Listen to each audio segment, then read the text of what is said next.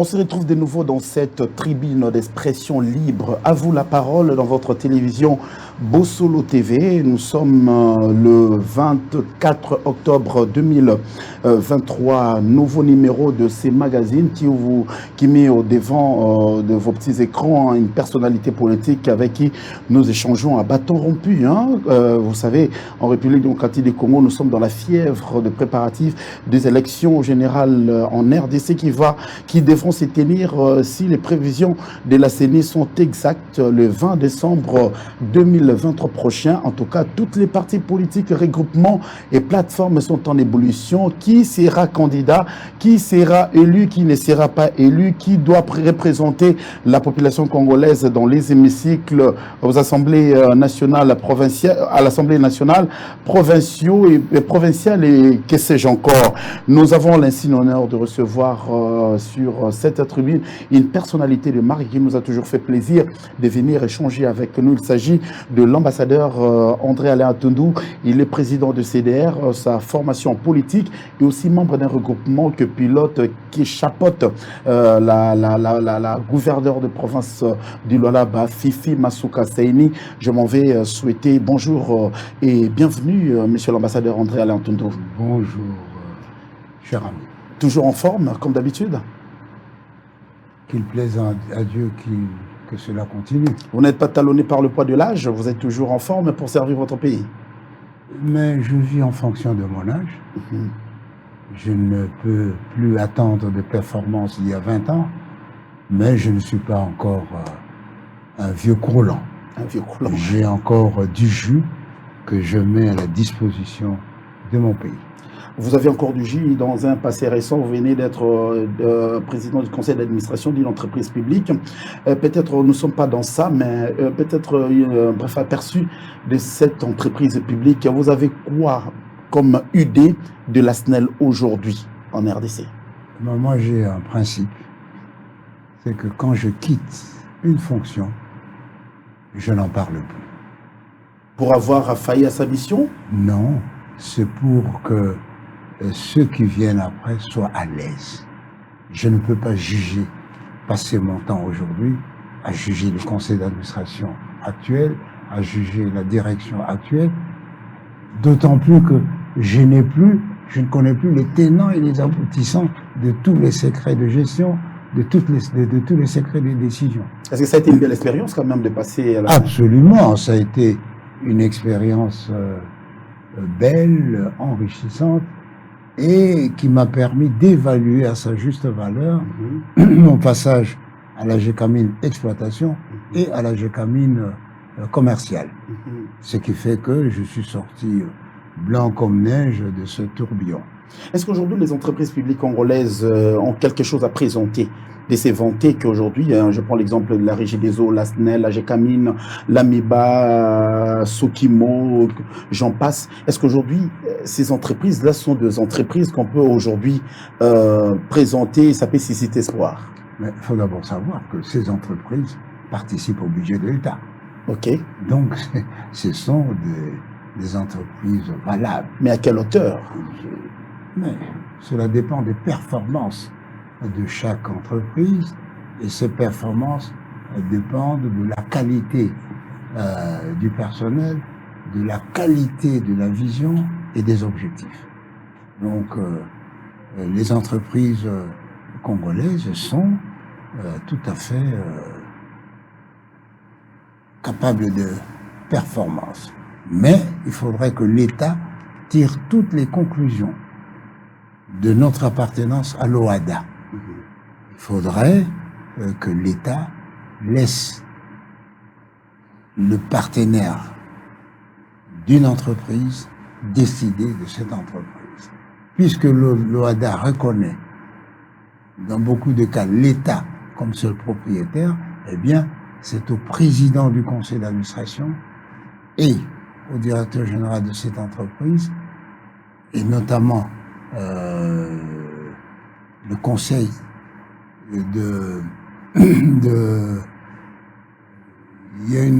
à l'Assemblée générale, devrais-je dire, de décider.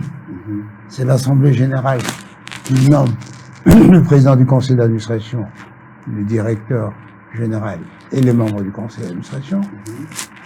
C'est la direction, c'est le conseil d'administration qui détermine, qui est l'autorité stratégique. Et c'est à la direction générale de déterminer les objectifs qu'ils veulent atteindre ou qu'ils veulent mener. Alors aujourd'hui, comme vous le savez, l'actualité est restée entièrement dominée par le processus électoral, parce que nous sommes à quelques semaines de la tenue des élections générales en République démocratique du Congo, les élections qui partiront par l'élection présidentielle, législative nationale et provinciale, les élections municipales et locales, une innovation jamais vécue en République démocratique du Congo, mais dans les contextes du législateur. Aujourd'hui, d'après vous, quels sont les rapports qui lient le législatif à l'exécutif? C'est un rapport de complémentarité dans la gestion. Complémentarité dans la gestion. Complémentarité, disons, dans la gouvernance du pays. Vous savez très bien, il y a l'exécutif, il y a le législatif, il y a le judiciaire, et même l'informel information, le pouvoir de journaliste. Donc, l'exécutif, le judiciaire et l'autre, l'exécutif judiciaire et l'autre participent à la gouvernance du pays. Donc, ils sont complémentaires. Ils sont autonomes, mais non indépendants. Ils sont autonomes, mais ils sont reliés par la synergie. Mais aujourd'hui, les législatifs influencent plus. On s'est dit, en RDC, ceux qui payent cash, c'est la politique. Ceux qui s'engagent en politique sont payés cash. Comment interprétez-vous, comment comprenez-vous cette façon de voir les choses? Parce qu'il suffit de voir, nous sommes en plein processus électoral, le nombre de candidats qui se sont inscrits pour la députation nationale. S'il faudrait évaluer, c'est dans les 35 000 pour 500 sièges. Et je ne parle pas de la députation provinciale, je ne parle pas des municipales et des locales.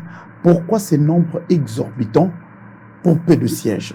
Toujours la démocratie ou soit la course de là où ça paye mieux? Vous savez que ce nombre devrait refléter le nombre de majeurs. Toutes les personnes majeures civilement doivent se déverser en politique, ont la liberté de se présenter. Donc, qui se présentent 25 000 sur 10 millions ou 40 millions d'électeurs, mutatis mutandis, c'est encore dans les normes. Qu'est-ce que cela signifie?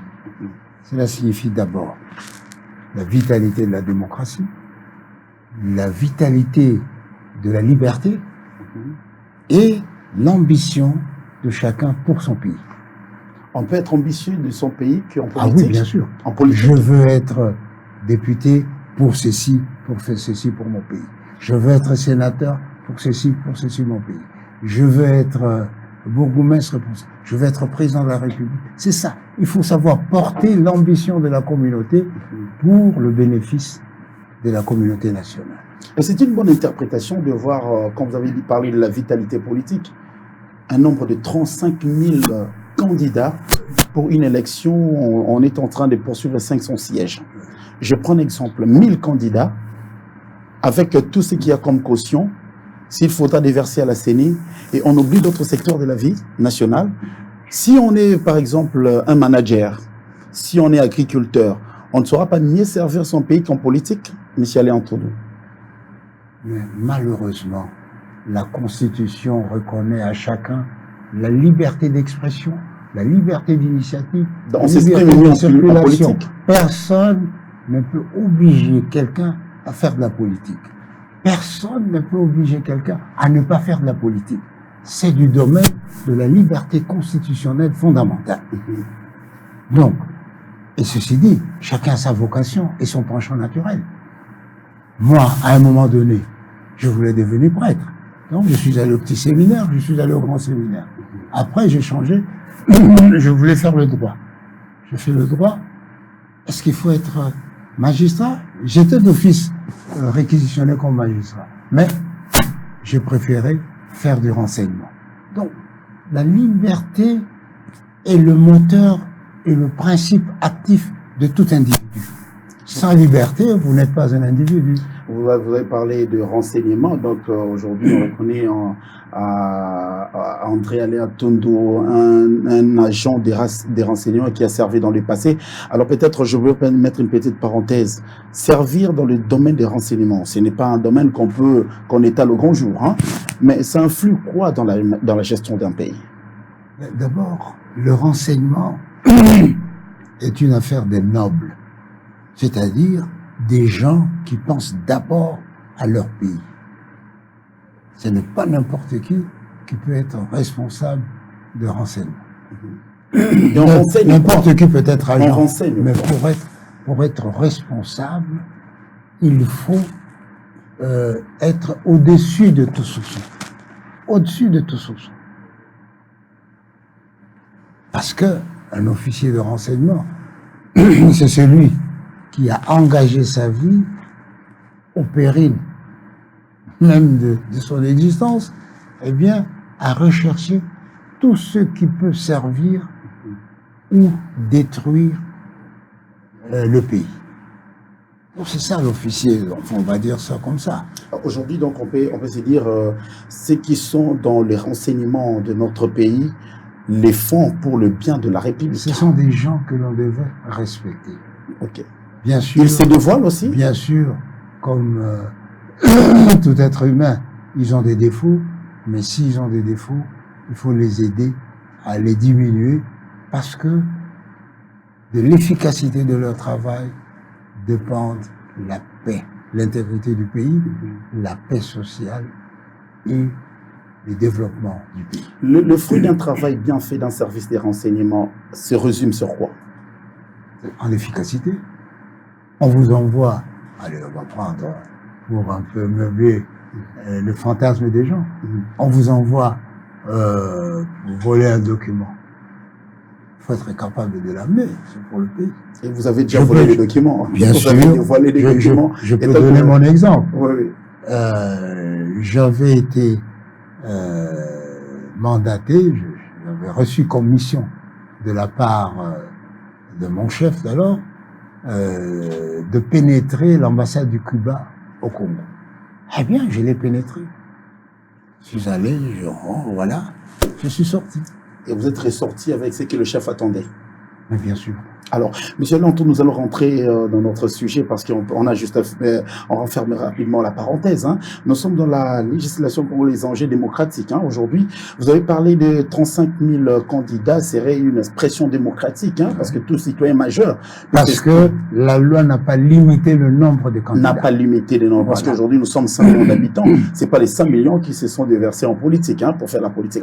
Mais aujourd'hui, on considère que 35 000 pour 500 sièges, c'est quand même un nombre exorbitant. Je ne sais pas ce que les observateurs pensent. Aujourd'hui, député national, ils seront élus le 20 décembre 2023, selon les prévisions de la centrale électorale. Mais ça prête quand même confusion dans le chef de Congolais lambda aujourd'hui. Qui est député et quels sont ses rôles? Un député,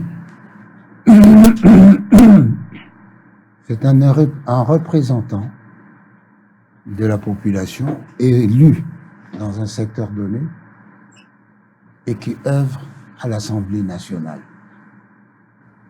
Son travail, c'est faire la loi. Et ces lois doivent partir des réalités qu'il a vécues dans sa circonscription. Ça, c'est le rôle du député. Faire la loi doit provenir de l'observation faite sur le terrain. Voilà l'efficacité de la loi. Alors, malheureusement, pour des besoins parfois électoralistes ou de naïveté de la population, le député se présente comme un agent de développement du pays. Mais c'est la population qui ne comprend pas, en soit, non, les candidats se servent de cette naïveté de la population. Voilà pourquoi il faut mettre beaucoup de temps, beaucoup plus de moyens à former les électeurs qu'a formé les candidats. Ok. Parce que les candidats reflètent l'image de l'électeur. De l'électeur, des électeurs. Parce que si moi je vous ai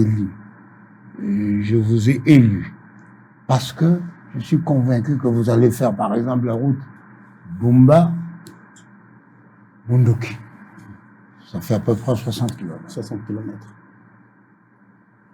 Or, si je suis dans l'ignorance de ce que coûte un kilomètre de route bien faite, je ne saurais pas que, ceci ne peut pas se réaliser en une semaine. 2, pour que cela se réalise, il faut qu'on calcule combien cela coûte. Bon an, mal an, comme ça, c'est 60 millions. Quel est ce député-là qui peut avoir 60 millions pour réhabiliter un tronçon de route nationale, la nationale 6? Donc c'est de la démagogie. Tout à fait. Du populisme le plus âgé. Parce que c'est source d'explosion sociale. Parce que le peuple peut dire, ou la population peut dire, ben, on vous a élu, vous avez bouffé l'argent, etc., etc. Alors qu'à 60 millions, même le président de la République ne peut pas sortir de l'argent de sa poche. Donc 60 millions, c'est les institutions qui s'en inspirent. Ben, malheureusement, on entend des discours populistes, démagogiques. Moi, je veux construire autant. Non, ce n'est pas conviendre. Ou bien, vous dites, moi, je veux construire un barrage. Un barrage? Un barrage? Non, ça ne se construit pas en un mois, ou même en une année. Parce que avoir l'idée de construire un barrage, il faut d'abord commencer par envoyer une équipe de prospection sur place pour voir, bon, c'est quelle rivière, est-ce celle-ci ou c'est l'autre, dans quelle partie de la rivière, bon, est-ce que le courant est suffisant, est-ce que la configuration du terrain s'y prête à moindre coût. Vous allez étudier ce rapport de prospection, tous ces paramètres. Si c'est concluant, vous allez maintenant faire l'étude de préfaisabilité. C'est-à-dire, si nous érigeons le barrage à tel endroit, quel espace va prendre le bassin de retenue et quel dommage éventuellement cet espace d'eau pourrait causer à l'environnement. Je mets un barrage, par exemple, sur la rivière Calamo, au niveau du stade Tata Raphaël, eh bien, je ne calcule pas quels espaces seront inondés. Alors, je serais surpris que le stade Tata Raphaël et l'avenue jusqu'à l'avenue Kassaboubou, Matongé est inondé. Donc, il faut faire une étude de préfaisabilité. C'est seulement lorsque tous ces éléments sont possibles que vous faites maintenant une étude de faisabilité. C'est-à-dire les conditions techniques dans lesquelles, voilà. Et enfin, la réalisation. La réalisation, il faut chercher d'abord les financements, les conditions de financement, etc. Et alors, quand vous avez ça, vous installez le chantier, etc. Vous avez construit le barrage, vous n'avez pas encore donné l'électricité à la population. Il faut, créer le réseau. En plus du barrage, il faut transporter ce courant, cette énergie, le distribuer. Zongo 2 est là, défini depuis plus de 5 ans. Mais son courant n'est pas encore arrivé à Kinshasa. Pourquoi? Parce qu'il faut construire le transport, construire le centre de distribution, et alors... Donc, quelqu'un qui viendrait dire, voilà, je viens construire un barrage ici, bon, encore faut-il déterminer la puissance. Vous construisez un barrage, de quelle puissance? Est-ce qu'il faut, par exemple, pour une ville ou une cité comme Bumba, si vous construisez un barrage de 1 mégawatt, ça ne servira à rien. Mais est-ce que la population attend à comprendre tous ces paramètres? Non, c'est à nous d'expliquer.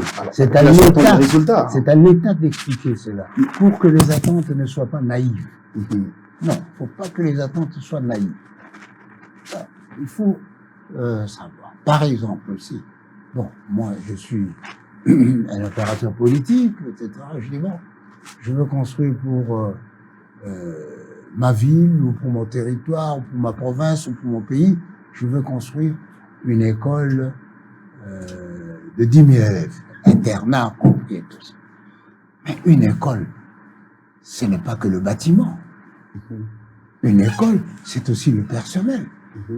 Une école, ce n'est pas seulement le bâtiment et le personnel, c'est le programme. Le programme aussi. Le programme, ce n'est pas tout, c'est les enseignants. Ce n'est pas tout. Les élèves de qualité.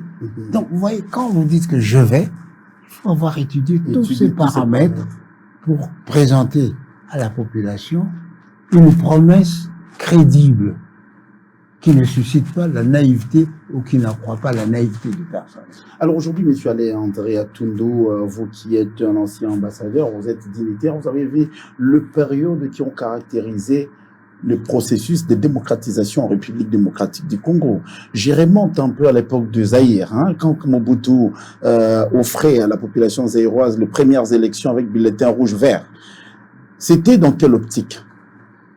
D'abord, la démocratisation du Congo n'a pas commencé avec Mobutu. Non, je prends d'abord la démocratisation a commencé avec Kasavubu et Lumumba. Mais on n'a pas vécu des élections à l'époque. Tchombe, etc.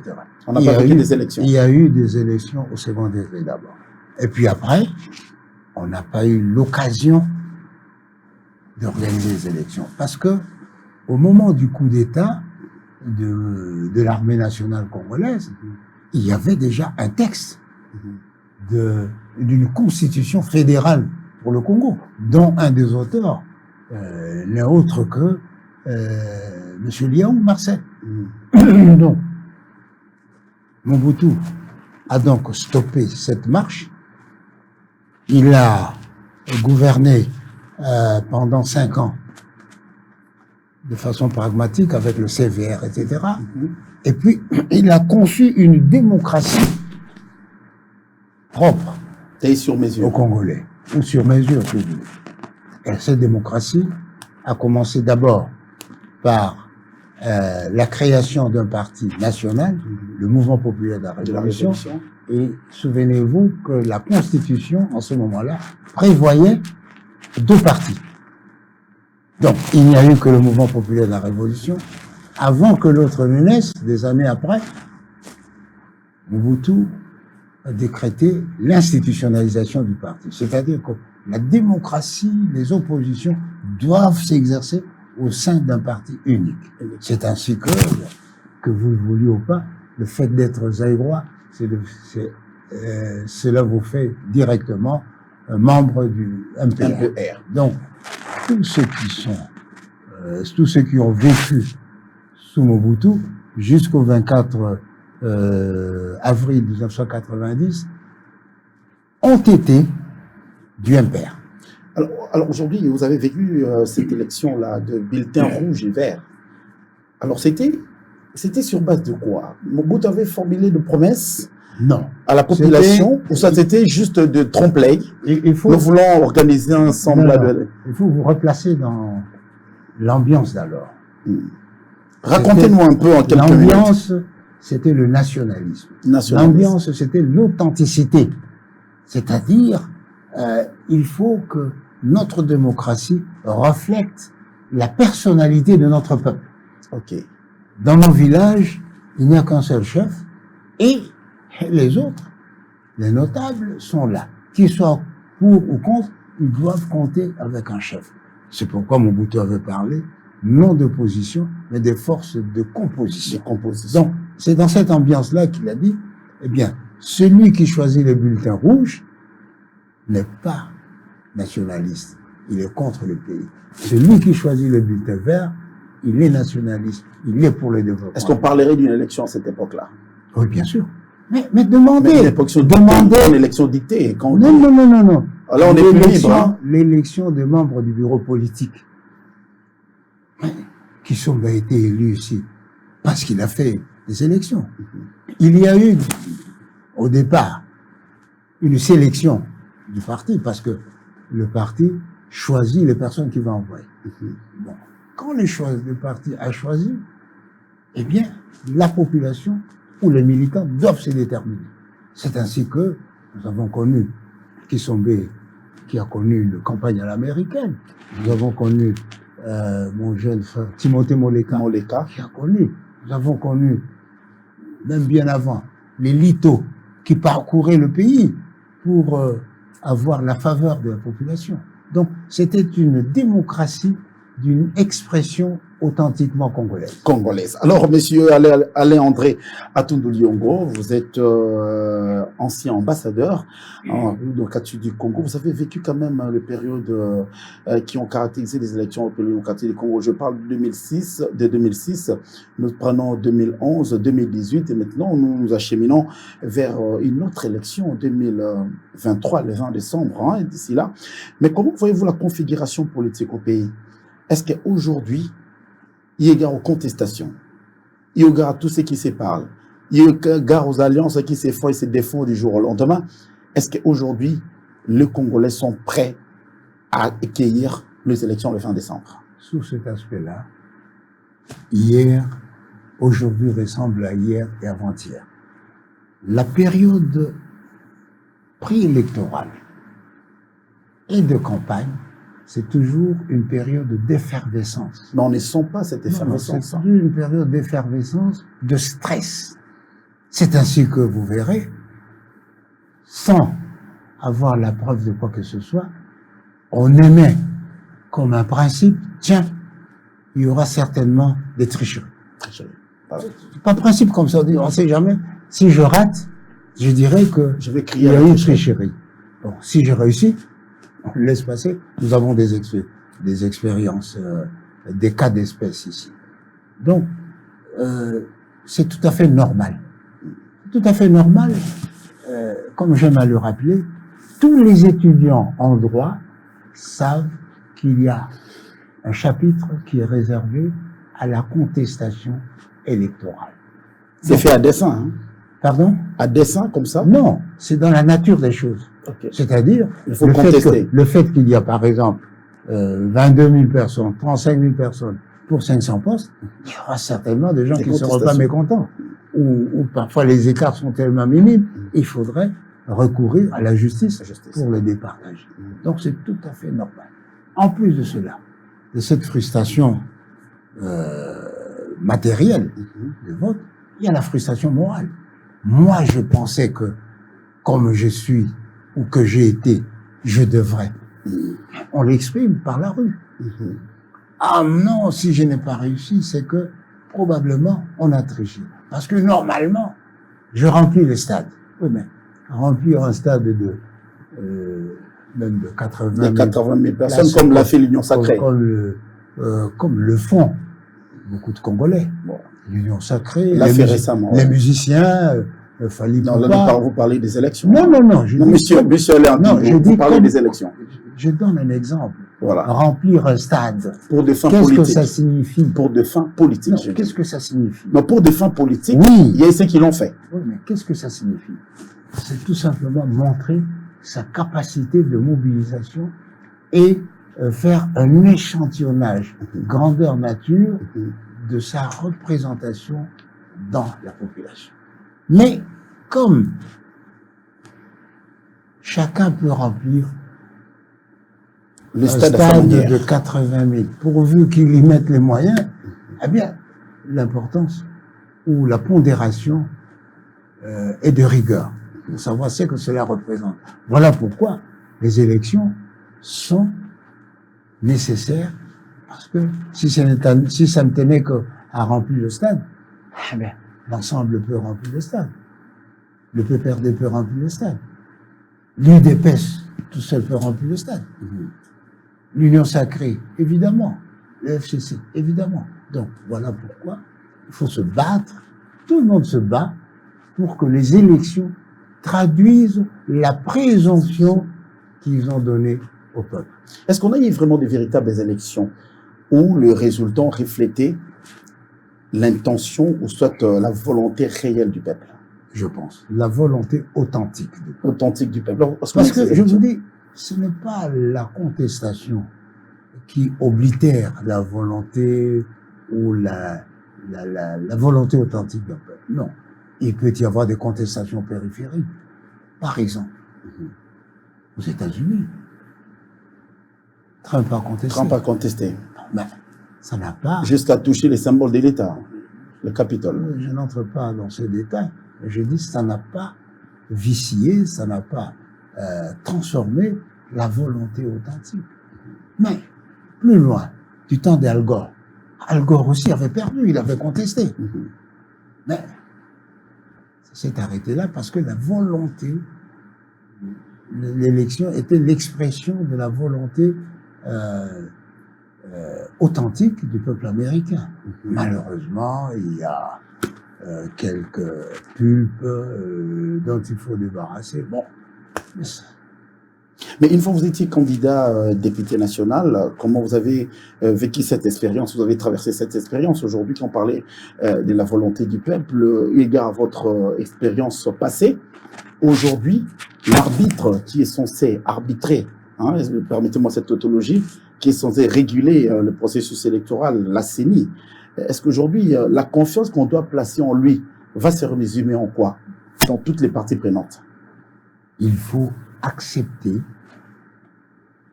que la CENI exerce ses responsabilités sans contrainte et sans pression inconsidérée. Même si au départ... Il faut, deuxièmement, que la CENI assume ses responsabilités sans contrainte et sans pression inconsidérée. Qu'importe que l'on dise que la CENI a favorisé tel. La CENI est autonome. Donc il a le pouvoir de favoriser aussi. Non, il n'a pas le critère. Il a le pouvoir, disons, la compétence des résultats. C'est la CENI qui doit proclamer les résultats. Il n'est pas donné à tout le monde de proclamer les résultats. À sa manière, il doit le faire à sa manière. Non, à la manière de l'État, à la manière du droit. Parce que la CENI ne peut pas travailler à la manière, proclamer à la manière de, disons, selon le bon vouloir de Kadima, selon le bon vouloir de Nanga, selon le bon vouloir de Ngoï Mulunda. Non. La CENI doit se plier aux règles. Mais malheureusement, les règles ne sont pas faites pour plaire ou rendre service, mais les règles sont faites pour organiser le fonctionnement harmonieux de la société. Alors, M. Alain André Antundou, aujourd'hui, la même CENI dont on parle, hein, venait de publier la liste provisoire des 24 candidats hein, alignés pour la présidentielle. On a vu d'autres candidatures qui prêtaient confusion, qui faisaient même peur d'être invalidées par la CENI, être maintenues. Je prends de manière ramassée, hein, certains candidats dont on a qualifié des étrangers, dont on a qualifié des documents qui n'étaient pas au complet. Mais aujourd'hui, voir cette liste... le nom. Écoutez, j'ai pas la latitude de citer les noms des gens. Non, tu peux citer, parce que tu as déjà défini et tu laisses aux gens la difficulté. Je pourrais quand même donner un exemple. Si aujourd'hui on parle de Moïse Katumbi. Voilà. Moïse Katumbi aujourd'hui qui était visé. Mais aujourd'hui on voit quand même que Moïse Katumbi, on l'a confirmé par la liste provisoire de la CENI, d'être candidat à l'élection présidentielle. Vous avez dit liste provisoire. Provisoire. Qu'est-ce que ça signifie? Que tous ceux qui sont retenus ont rempli les conditions de formalité. Ont rempli toutes les formalités. Et au niveau de la CENI, il n'y avait pas... Non, laissez-moi. Et tous les documents exigés, ils sont là. Ben maintenant, pourquoi c'est provisoire? Parce que maintenant, il faut étudier le fond. Il a rempli tel papier. Est-ce qu'il a la moralité? Je prends un exemple. Ah non, il n'est pas moralement, ce n'est pas ça. Est-ce que ce papier qu'il a fourni est authentique? Ah oui, Oui, ça c'est authentique. Mais ça prête à confusion. Donc, il y a d'abord l'étude du fond, c'est cela qui va déterminer c'est le travail qui va faire la liste définitive. La Cour constitutionnelle. Mais je peux vous dire, au niveau de la députation nationale, c'est la même chose. Il y a eu des listes qui ont été rejetées parce que les plateformes ou les partis ou les regroupements n'avaient pas rempli les conditions. Quel que soit le statut et la qualité de leur autorité morale. Donc, ce sont de dramatiser la vie démocratique, ce sont de fantasmer sur la vie démocratique. Battons-nous pour gagner les élections, en sachant qu'il y a 500 places et nous sommes 35 000. Est-ce que vous avez déjà entendu qu'on a limité le nombre de coureurs de marathon? Ils viennent comme ils veulent. Mais le principe est que le premier sera déclaré vainqueur, et ainsi de suite. La même chose, on laisse les 35 000, eh bien... La fin va justifier le moyen. Non, la fin ne justifie pas le moyen. Et ça justifie quoi? La fin, c'est la proclamation du résultat par l'autorité compétente. C'est ça la fin, c'est gagner, c'est l'efficacité. L'efficacité se mesure en quoi? Au résultat. Au résultat. Alors, monsieur Alain André Toundou, vous êtes de l'Union Sacrée. Je dois avoir des confirmations. Vous êtes de l'Union Sacrée. Ah ben, si vous êtes journaliste, vous devez l'avoir su depuis. Non, dites-moi. Non, si vous êtes journaliste, vous devez l'avoir su. Monsieur Parce que vous me posez la question. Vous êtes de l'Union Sacrée? Comme si je serais gêné de dire que je suis de l'Union Sacrée. Ça vous gêne déjà? Mais vous le savez. Mais vous le savez. Vous êtes de l'Union Sacrée? Mais oui, bien sûr. Voilà. Puisque j'ai fait. Non. Puisque j'ai fait un point de presse à cet effet. Alors ça m'étonne. J'aimerais voir une confirmation venant de vous. Non. En face. Mais le point de presse était fait par moi. Voilà. Le point de presse était fait par moi. Alors, monsieur Alain André Toundou, vous êtes de l'Union Sacrée, donc vous soutenez la candidature de Félix Tshisekedi aux côtés de Fifi Masuka, qui est la gouverneure de la province du Lualaba. Mais vous croyez en cette dame-là, Fifi Masuka? Pourquoi vous êtes allié à elle, plutôt à d'autres leaders? Je ne crois pas en Fifi Masuka en tant que dame. Je crois en Fifi Masuka en tant que leader politique. Pour avoir fait quoi? Leader politique. Vous voyez ce qu'il a fait du Lualaba. C'est tout ce qui vous a séduit, hein? Non. C'est un élément qui intervient. Ce qu'il a fait du Lualaba traduit sa détermination à développer le pays. Or, ça, c'est important. Ce qu'il a fait au Lualaba traduit son patriotisme. C'est important. Ce qu'il a fait au Lualaba, la gestion de l'Assemblée provinciale, vous savez que ce sont des enfants terribles de la démocratie, eh bien, traduit sa maîtrise de la conduite des hommes et de la gestion des ambitions. N'est-ce pas suffisant pour faire confiance en quelqu'un dans la bataille que nous menons pour amener, contribuer à une victoire certaine et confortable du président Tshisekedi? Est-ce que vous avez eu le temps de cerner la réalité sur le terrain pour opérer ces choix? Mais je suis politique par profession. Donc je passe mon temps à évaluer les réalités sur le terrain, les hommes, les faits et les projections individuelles, personnelles. Donc, si j'ai décidé d'aller à l'Union Sacrée, c'est parce que j'ai évalué, je dis tiens, voilà. Donc, si j'ai décidé d'aller dans la plateforme Fifi Masuka, je vous ai dit, voilà, j'ai apprécié, je dis tiens, là, je peux y aller et travailler utilement pour la victoire du président. Est-ce que vous regrettez aujourd'hui votre passé tout en étant ancien membre du FCC? Mais qui peut regretter son passé? Mon passé, c'est moi. Vous l'assumez? Je dois l'assumer. Non seulement ça. Je suis le bébé qui faisait pipi au lit. Je l'assume.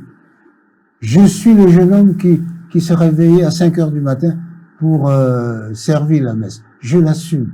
Je suis le jeune homme qui a passé le petit séminaire et le grand séminaire. Je l'assume.